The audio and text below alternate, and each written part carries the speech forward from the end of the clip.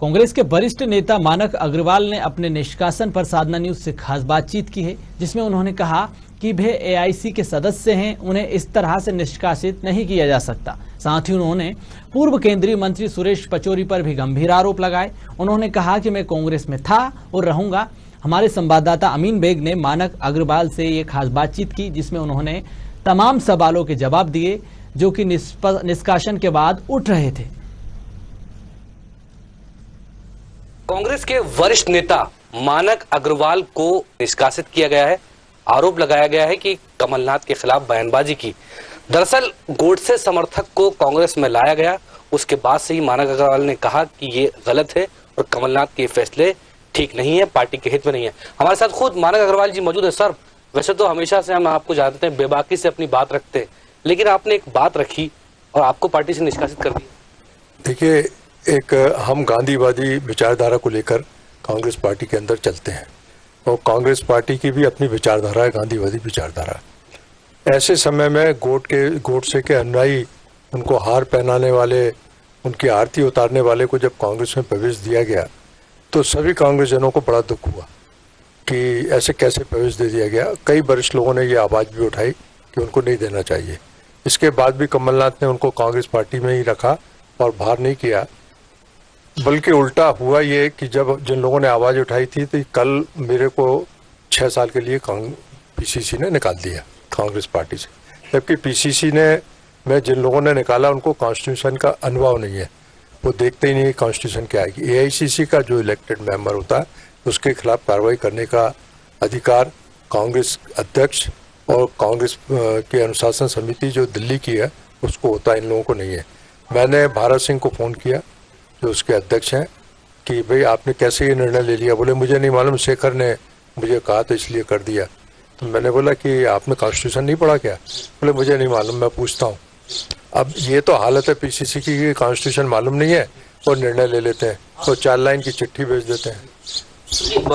आपको जब जानकारी लगी और जाहिर सी बात है कि पूरी मीडिया के अंदर खबर रही, अब चूंकि आपने किसी से कोई बात की हाई लेवल पे पत्र, मैंने कल आदरणीय सोनिया जी जो हम कांग्रेस प्रेसिडेंट हैं उनको पत्र लिखा, उनको सारी बातों की जानकारी दे दी और उसकी कॉपी मैंने आदरणीय मुकुल वासनिक जी को, आदरणीय राव जी के पास में भिजवा दी। जी सर, आपको क्या लगता है कि आवाज उठाना गलत साबित हो गया आपके लिए, या कोई ऐसी लॉबी है जो नहीं चाहती कि मानक अग्रवाल जी आगे बढ़े?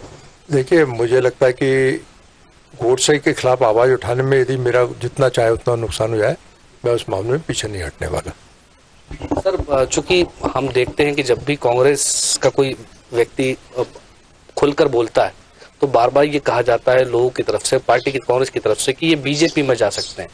तो क्या कोई इस तरह का मन में कोई विचार आपके आ रहा है? देखिए, ये मध्य प्रदेश के लोग अच्छी तरह जानते हैं और पूरे हिंदुस्तान के लोग जानते हैं। 77 में कांग्रेस का डिवीजन हुआ, मैं नहीं गया किसी दूसरी पार्टी के अंदर। इसके बाद में फिर डिवीजन हुआ कांग्रेस का, उसमें भी मैं नहीं गया। 15 सालों तक यहाँ पर बीजेपी की सरकार रही, इसके बाद भी मैं बीजेपी में नहीं गया। मैं एक विचारधारा को लेकर चला हूँ, गांधी जी की विचारधारा को लेकर। मुझे उसकी वजह से बहुत नुकसान भी हुआ, लेकिन मैंने उस लड़ाई को जारी रखा है और मैं उस लड़ाई को अंतिम उस तक ले जाऊंगा तो कमलनाथ जी को कटघरे में खड़ा कर दूंगा। हम देख रहे हैं कि सर, चूंकि ये एक इकलौता मामला नहीं है, इससे पहले भी जो है आप पार्टी के को लेकर हमेशा बोलते रहे बात, तो अभी क्या लगता है सर, कौन ऐसे नेता हैं जो नहीं चाहते हैं, क्योंकि हमेशा आप बेबाकी से अपनी बात रखते हैं? देखिए, यहाँ पर भोपाल में एक ही आदमी है जो षड्यंत्र रचता रहता है, उसका नाम है सुरेश पचौरी। उसका कोई काम नहीं है, वो ग्राउंड पे तो कोई पॉलिटिक्स करता नहीं है, बंगले में बैठकर षड्यंत्र रचने की राजनीति करता है। इसके अलावा उसके पास में कोई काम ही नहीं है, 24 घंटे षड्यंत्र करना और किसी न किसी के खिलाफ षड्यंत्र करके उसको नुकसान पहुंचाना। जब कमलनाथ, ज्योतिरादित्य सिंधिया और दिग्विजय सिंह एक साथ 2018 में आए तो कहा गया कि गुटबाजी अब खत्म हो गई है, गुटबाजी नहीं है, लेकिन सर उसके बाद जो हालात हुई और वर्तमान मौजूदा जो परिस्थितियां हैं उसको कहाँ देख रहे हैं? देखिए, मध्य प्रदेश में कांग्रेस पार्टी में कोई गुटबाजी नहीं है, पूरी कांग्रेस पार्टी एक है, लेकिन अभी विचारधारा की लड़ाई चल रही है। गोडसे वर्सेस महात्मा गांधी की विचारधारा, उस लड़ाई को हम लोग लड़ रहे हैं। गोडसे के खिलाफ हम जहां तक भी होगा हम पूरी लड़ाई को लड़ेंगे।